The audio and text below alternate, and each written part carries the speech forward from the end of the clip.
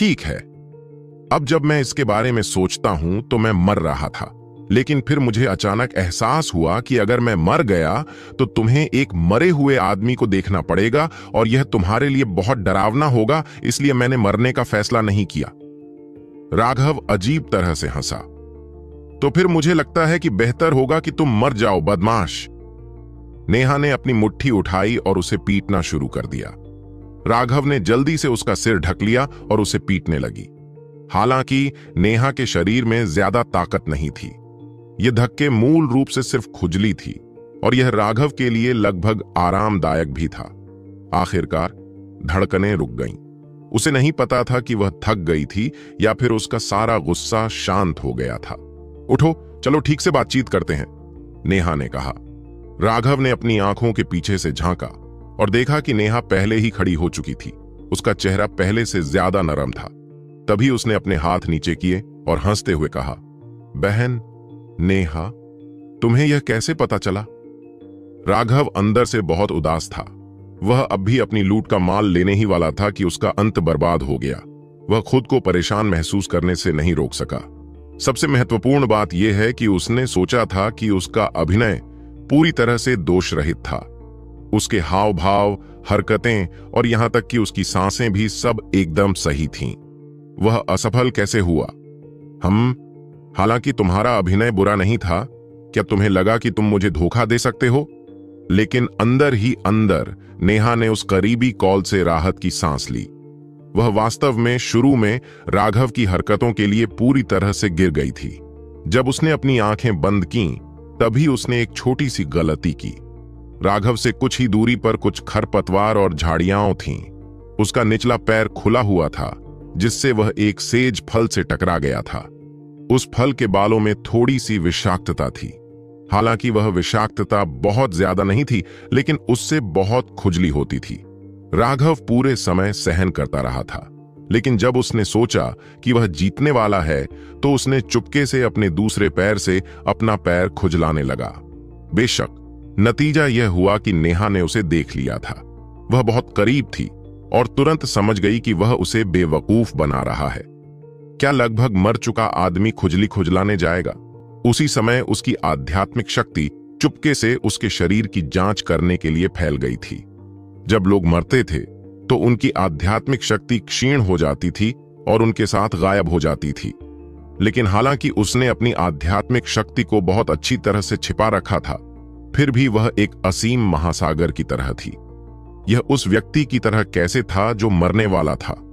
फिर उसे उत्सुकता से इंतजार करते हुए देखकर कि वह उसे मुंह से मुंह में लेगी, उसे तुरंत सब कुछ समझ में आ गया था। उसका अपराध बोध क्रोध में बदल गया और इसीलिए उसने राघव को पीटा था। यह देखकर कि नेहा ने उसे बताने से इनकार कर दिया, राघव केवल आह भरकर विषय को छोड़ सकता था। यह वह क्षण था जब उसके शरीर में वज्र शक्ति एक बार फिर से बढ़ गई, जिससे वह भौचक्का हो गया। तुम इतनी मूर्ख क्यों थी कि तुमने अपने मेरिडियन पर थंडर फोर्स भेजा? अगर यह सिर्फ तुम्हारे अंगों को नुकसान पहुंचा रहा होता तो मैं तुम्हारी मदद कर सकता था। बस कुछ ही दिनों में तुम पूरी तरह से ठीक हो जाती। लेकिन अब जब यह आपके मेरिडियन में प्रवेश कर चुका है, भले ही थंडर फोर्स को बाहर निकाल दिया जाए, फिर भी आपके मेरिडियन को बहुत नुकसान होगा। इसे ठीक होने में बहुत समय लगेगा, जिससे आपका कीमती समय बर्बाद होगा। नेहा को पता नहीं था कि वह ऐसा क्यों करेगा। यह समझ से परे था। इसके अलावा वह जानती थी कि राघव बहुत चालाक है। वह उसके लक्ष्य का अनुमान लगाने में पूरी तरह असमर्थ थी। छोटे भाई ने एक परी के खिलाफ ईशनिंदा की है और जानता है कि उसका पाप बहुत बड़ा है। यह मेरी सजा थी। राघव ने आह भरी, लेकिन जैसे ही उसने यह कहा, उसकी जांघ में एक और तेज दर्द हुआ और उसने जल्दी से कहा, मुझे छुटकी मत लो। ठीक है, मैं तुम्हें सच बताता हूं। तभी नेहा ने उसे जाने दिया। घृणा से उसकी ओर देखा। अगर तुमने पहले सच कहा होता तो तुम इससे बच सकते थे। तुम इतना झमेला क्यों मचा रहे हो? राघव ने अपनी जांघ को रगड़ा और संदेह से पूछा। अर्जुन ने मुझे बताया था कि शीर्ष 5 में से तुम्हारे साथ घुलना मिलना सबसे आसान है। अब मुझे उसकी बातों पर संदेह है। नेहा ने उसके लिए मीठी मुस्कान बिखेरी।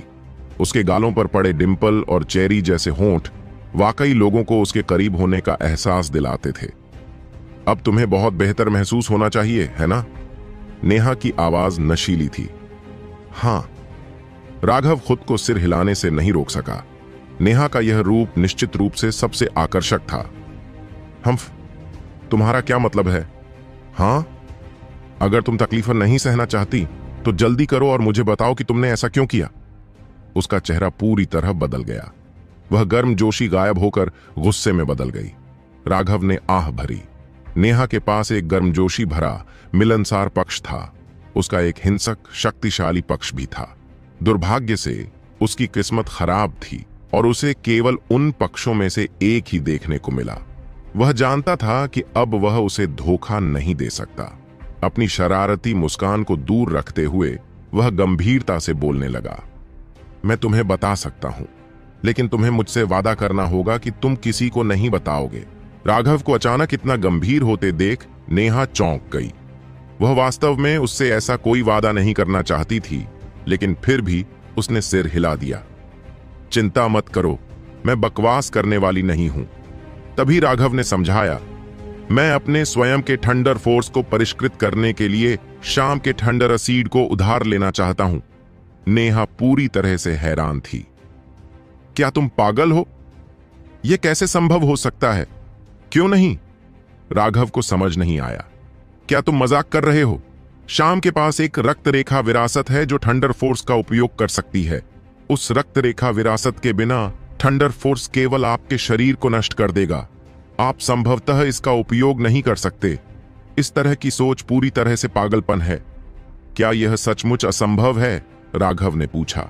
बेशक, हिंसक वज्र शक्ति आपके डेंटियन को नष्ट कर देगी। मैं आपको सलाह दूंगा कि आप कोशिश न करें। हालांकि आप एक नापसंद आदमी हैं, लेकिन आपकी ताकत खराब नहीं है। मरना बहुत पछतावे वाला होगा। नेहा ने अपना सिर हिलाया। राघव मुस्कुराया। मैं बहुत प्रभावित हूं कि तुम मेरे बारे में इतना परवाह करते हो, लेकिन मैंने इसे निखारने का फैसला किया है। क्या तुम्हें अपनी जिंदगी की परवाह नहीं है? नेहा कुछ नाराज हो गई। क्या तुमने नहीं कहा था कि मैं एक बुरा इंसान हूं? एक बुरा इंसान इतनी आसानी से नहीं मरता। राघव मुस्कुराया। नेहा की व्याख्या सुनकर वास्तव में उसका आत्मविश्वास और भी बढ़ गया था। दूसरे लोग मर सकते थे, लेकिन वह नहीं मरेगा। उसके पास तो डेंटियन भी नहीं था, तो उसे कैसे नष्ट किया जा सकता था? अगर कुछ नष्ट होगा तो वह उसका समृद्ध सितारा होगा। लेकिन समृद्ध स्टार को नष्ट करने के लिए राघव ने थंडर सीड को कम नहीं आंका। लेकिन अगर उनमें से 10,000 भी हों तो भी उनके लिए उसके समृद्ध स्टार को नष्ट करना असंभव होगा। बहन नेहा, तुम्हें जल्दी करना चाहिए। मैं इसे परिष्कृत करने की तैयारी करूंगी। बस यहीं पर इसे परिष्कृत करो। मैं यहीं रहूंगा। अगर तुम असफल हो जाओ और मौत के करीब हो तो मैं तुम्हें बचा सकता हूं। नेहा ने अपना सिर हिलाया। उसने बैठने के लिए दर्जनों मीटर दूर एक जगह ढूंढ ली। राघव ने हल्के से मुस्कुराया।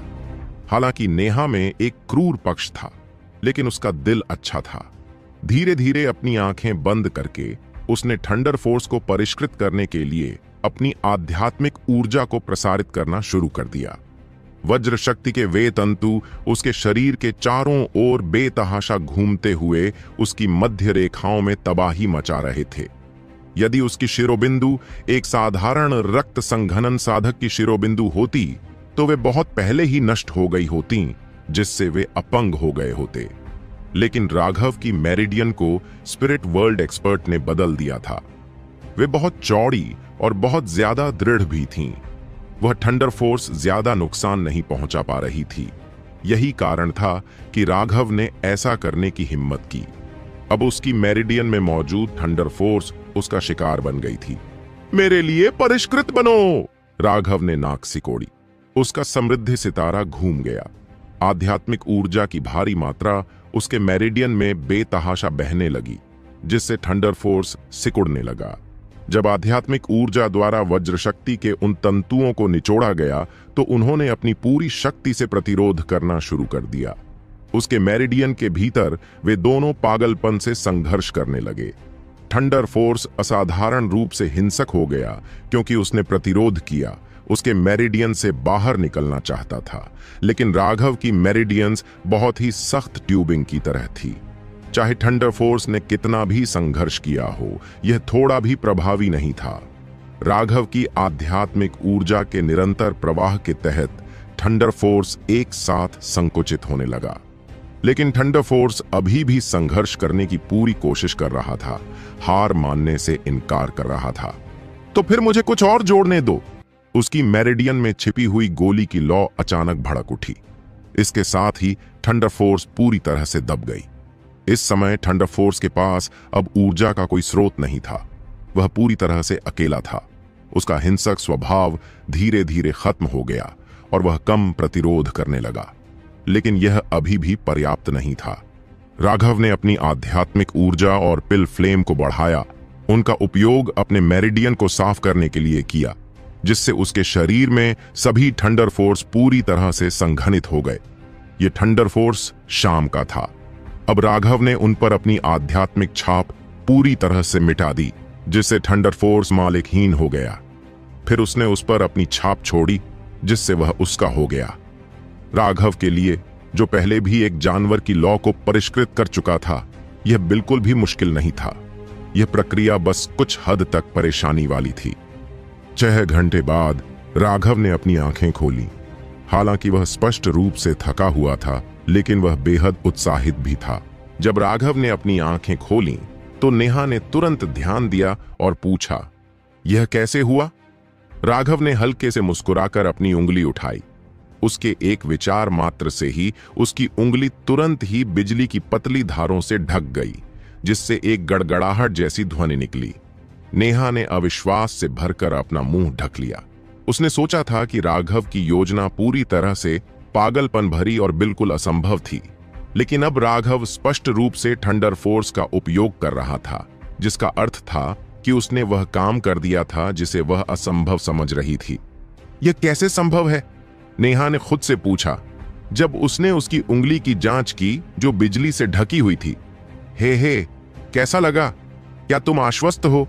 अब मेरे साथ बेहतर व्यवहार करना याद रखना। इस तरह तुम मुझे अपने साथ मजबूती से रख पाओगे। बेशक यह अभी भी पर्याप्त नहीं है। यदि आप वास्तव में हमारे रिश्ते को और अधिक मजबूत बनाना चाहते हैं, तो आप अन्य तरीकों पर विचार कर सकते हैं।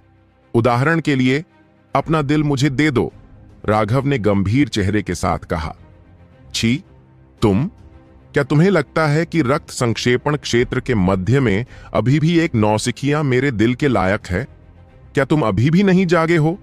नेहा ने घृणा से अपना सिर उठाया। रुको, तुमने मेरी साधना का आधार कैसे सीखा? राघव चौंका। जब तुमने रोहन के साथ लड़ाई की, उसके बाद उसने अपना जानवर रूप बदल लिया, तो तुम्हारी आभा बाहर आ गई। हालांकि तुमने इसे बहुत अच्छी तरह से छिपाया, लेकिन तुम इसे मेरी इंद्रियों से नहीं छिपा सकती। और मुझे लगता है कि यह सिर्फ मैंने ही नहीं महसूस किया था, शाम को भी इस पर ध्यान देना चाहिए था, नेहा ने हल्के से कहा। आह, राक्षस श्रेणी के प्रतिभाशाली लोगों से यही उम्मीद की जाती है। इस तरह की इंद्रियां वास्तव में भयावह होती हैं, राघव ने आह भरी। भविष्य में उसे और भी अधिक सावधान रहना होगा। वह अपनी साधना के आधार को प्रकट नहीं करना चाहता था। ऐसा इसलिए था क्योंकि सभी पंजीयक रक्त संघनन क्षेत्र के अंतिम चरण में थे। दूसरे शब्दों में, वे सभी 9वें स्वर्ग चरण में थे और अधिकांश लोग पहले से ही रक्त संघनन के महान चक्र में थे और जब चाहें टेंडन परिवर्तन क्षेत्र में कदम रख सकते थे। उन्होंने केवल अपने साधना आधार को दबाने के लिए औषधीय गोलियों का उपयोग किया था। शायद वह अकेला व्यक्ति था जो केवल 6ठे स्वर्ग मंच पर था। वह बहुत ज्यादा बाहर खड़ा नहीं होना चाहता था। ध्यान का केंद्र बनना असहज था। मैं कहूंगा कि राक्षस तुम ही हो। तुम में स्वर्ग को चुनौती देने वाली ऐसी चीज करने की क्षमता भी है। नेहा ने उसकी उंगली की ओर इशारा किया। हालांकि नेहा उसकी प्रशंसा नहीं करना चाहती थी, लेकिन उसके पास यह स्वीकार करने के अलावा कोई विकल्प नहीं था कि राघव ने उसे सचमुच चौंका दिया था। वह वास्तव में किसी और की मूल ऊर्जा को अपने उपयोग के लिए चुराने में सक्षम था। इस तरह की क्षमता बहुत चौंकाने वाली थी। शायद स्वर्ग को भी चुनौती देने वाली। राघव ने असहाय भाव से अपना सिर हिलाया। आह, यह तो स्वर्ग विरोधी बात है। यह फिर भी एक विफलता थी। क्या तुमने अपना खुद का वज्र बल संघनित नहीं किया? नेहा ने आश्चर्य से कहा। हालांकि मैंने उसकी वज्र शक्ति को परिष्कृत किया, लेकिन मेरी अपनी आध्यात्मिक ऊर्जा अधिक वज्र शक्ति में परिवर्तित होने में असमर्थ है। दूसरे शब्दों में, मेरे पास जो भी वज्र शक्ति है वह शाम द्वारा मुझे भेजी गई वज्र शक्ति है। इसका मतलब है कि एक बार जब मैं इसे पूरा इस्तेमाल कर लूंगा तो मुझे इसे फिर से भरने के लिए कोई दूसरा स्रोत खोजना होगा। मूल रूप से मैंने आधे दिन का काम बर्बाद कर दिया और मुझे कुछ भी नहीं मिला। यह वास्तव में निराशाजनक है, उन्होंने निराश होकर बताया।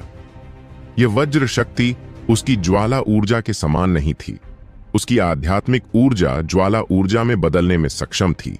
इसलिए जब तक उसके पास पर्याप्त आध्यात्मिक ऊर्जा थी तब तक उसकी ज्वाला ऊर्जा कभी समाप्त नहीं होगी।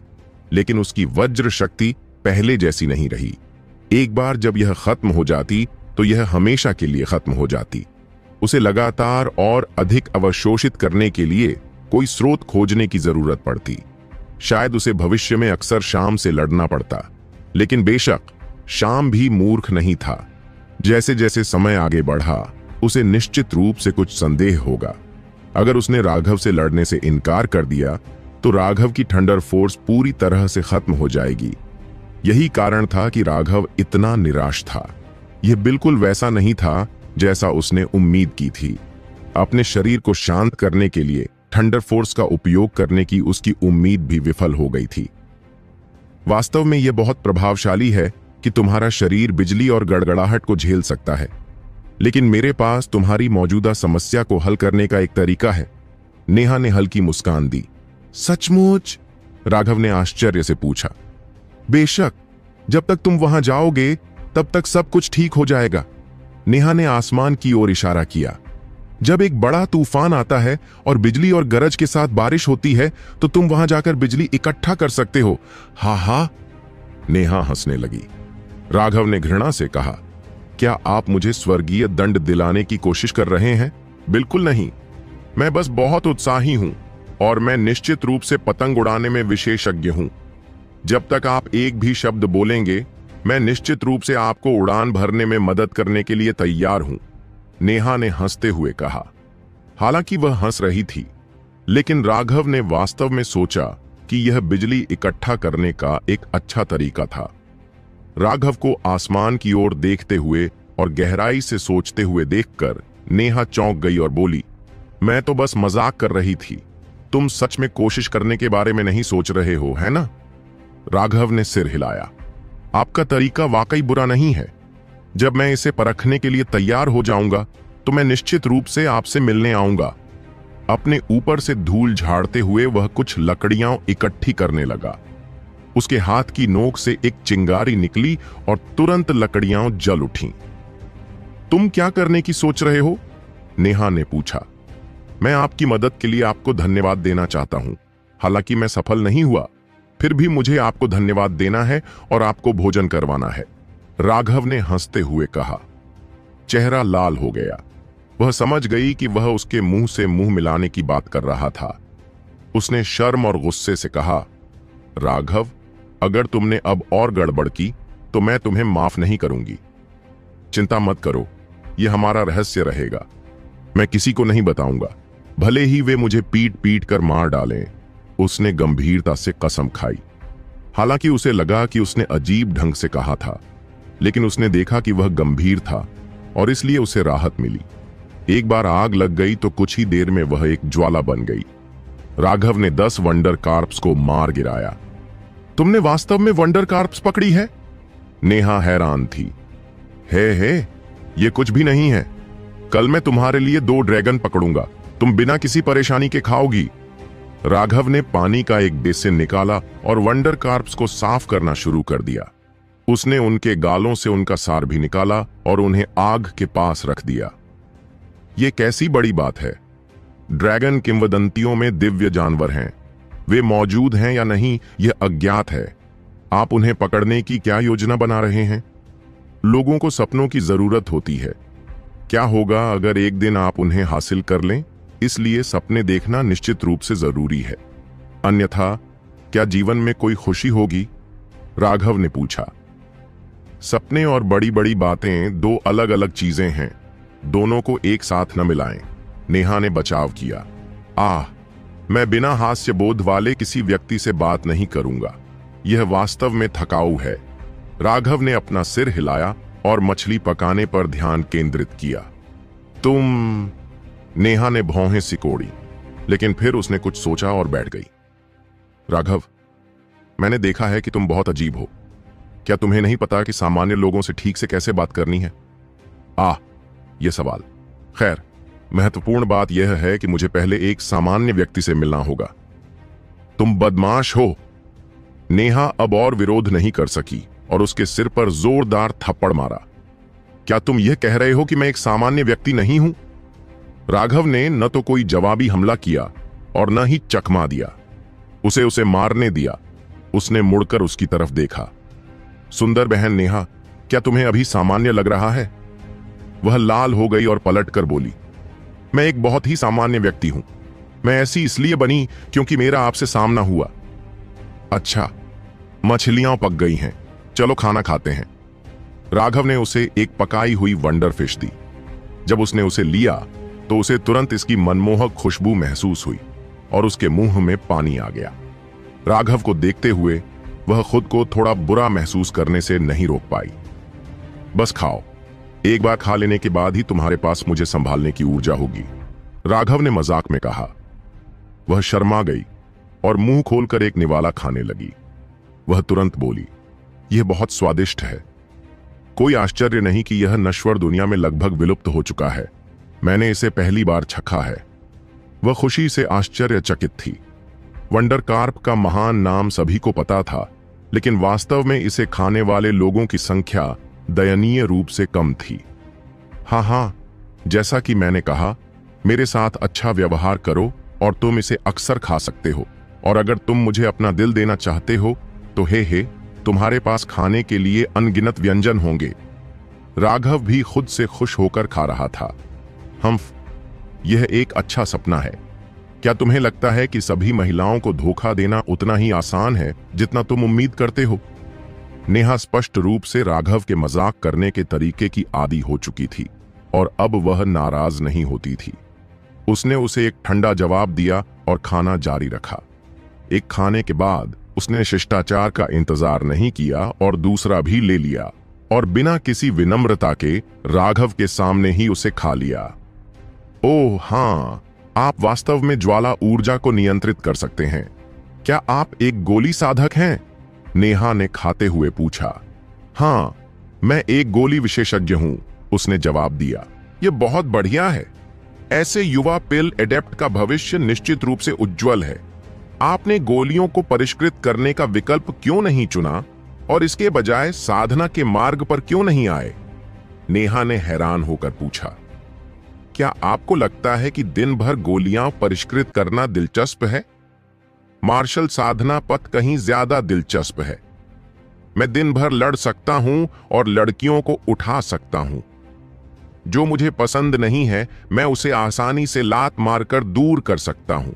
और जब मैं तुम्हारी जैसी खूबसूरत महिला को देखता हूं तो शायद मैं उसके साथ कुछ स्वतंत्रताएं ले सकता हूं।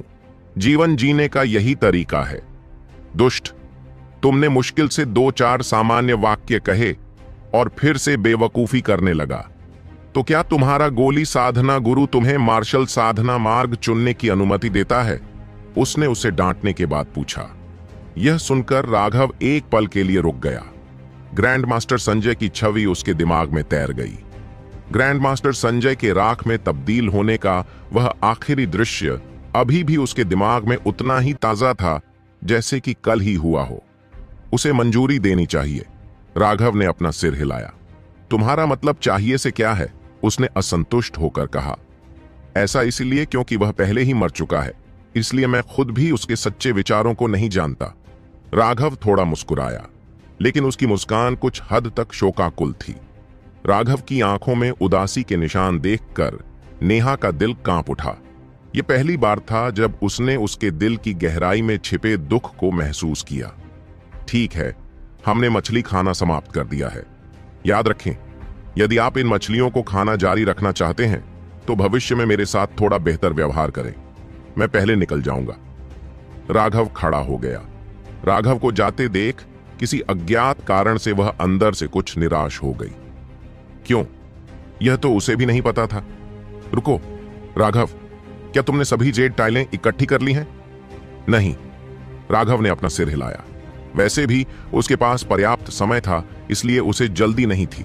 इस समय अभी भी कई खंडित सेट थे और इसलिए उन सभी को इकट्ठा करना अधिक परेशानी भरा होगा। मेरे पास पूरा सेट है, मैं तुम्हें दे दूंगी। नेहा ने राघव को एक टैबलेट दिया। उसकी टाइल के विपरीत इस टैबलेट पर चारों तियान, दी, ज्वान, हुआंग शब्द थे। 4 अलग अलग टाइलें एक ही टैबलेट में विलीन हो गई थीं और अब उन्हें अलग नहीं किया जा सकता था। राघव ने हल्के से मुस्कुराकर उसे स्वीकार कर लिया। तो यही मतलब होगा कि खाने का खर्च उठाने वाले के प्रति दयालु होना। ठीक है, शुक्रिया, लेकिन यह मत सोचो कि यह छोटा सा उपकार मेरे लिए तुम्हारे प्रति अडिग वफादार होने के लिए पर्याप्त है। लेकिन अगर तुम ऐसा चाहते हो तो तुम हमेशा मुझे अपना दिल देने की कोशिश कर सकते हो। भाड़ में जाओ। नेहा फिर से चिढ़ गई। राघव कुछ पल के लिए ही सामान्य रही थी, फिर एक बार फिर से खिलवाड़ करने लगी। उसने राघव को एक लात मारी। राघव ने हंसते हुए उसके हमले को टाल दिया और कुछ ही क्षणों में घाटी से गायब हो गया। राघव को गायब होते देख नेहा का गुस्सा गायब हो गया और वह वास्तव में हंस पड़ी। अपनी भावनाओं को सुलझाते हुए वह भी घाटी से गायब हो गई। राघव के नेहा से अलग होने के बाद उसने अपना स्थान जानने और एक नया लक्ष्य स्थान चुनने के लिए टैबलेट के नक्शे का उपयोग किया। फिलहाल वह अभी भी परीक्षण क्षेत्र के किनारे पर था। नक्शे के अनुसार परीक्षण के अंतिम गंतव्य तक पहुंचने से पहले उसे एक बड़ी नदी को पार करना था और एक बड़े पहाड़ से गुजरना था। लेकिन अभी तक ट्रायल शुरू हुए 1 हफ्ते से भी कम समय बीता था, इसलिए उसके पास अभी भी काफी समय था। इसलिए सबसे पहले उसने एक सुनसान गुफा ढूंढी और वंडर कार्प एसेंस निकाला। वंडर कार्प का सार सोयाबीन के आकार का था। यह एक गोल, साधारण हड्डी से ज्यादा कुछ नहीं लग रहा था। भले ही इसे कुचल दिया गया हो, लेकिन इस बात का कोई सुराग नहीं था कि यह वास्तव में क्या था। उसने अपनी स्थानिक अंगूठी से एक काली औषधीय गोली निकाली। उसे कुचलकर पानी के एक छोटे कटोरे में डाला। पानी तुरंत स्याही की तरह काला हो गया। वंडर कार्प एसेंस को कटोरे में डालते ही वह काला औषधीय तरल तुरंत उबलने लगा। अनगिनत बुलबुले फूटने लगे और एक हल्की ऊर्जा धीरे धीरे फैलने लगी। राघव मुस्कुराया। केवल यही तरीका वंडर कार्प की सार ऊर्जा को बाहर निकालने में सक्षम था। उसके माथे को छूते ही उसकी आध्यात्मिक शक्ति प्रवाहित हुई। उसकी भौहों के बीच एक हल्का भंवर दिखाई दिया, जो वंडर कार्प सार से निकलने वाले उतार चढ़ाव को अवशोषित कर रहा था और थोड़ा सा भी हिस्सा नहीं छोड़ रहा था। एक ही सांस में वंडर कार्प सार की सारी ऊर्जा पूरी तरह से अवशोषित हो गई। कटोरे से वंडर कार्प सार को बाहर निकालते हुए उसने देखा कि यह पहले से ही बहुत धुंधला हो गया था। अंत में मिट्टी की गेंद की तरह टूट कर बिखर गया। इससे पता चला कि सार के भीतर की सारी ऊर्जा पूरी तरह से बाहर निकल चुकी थी।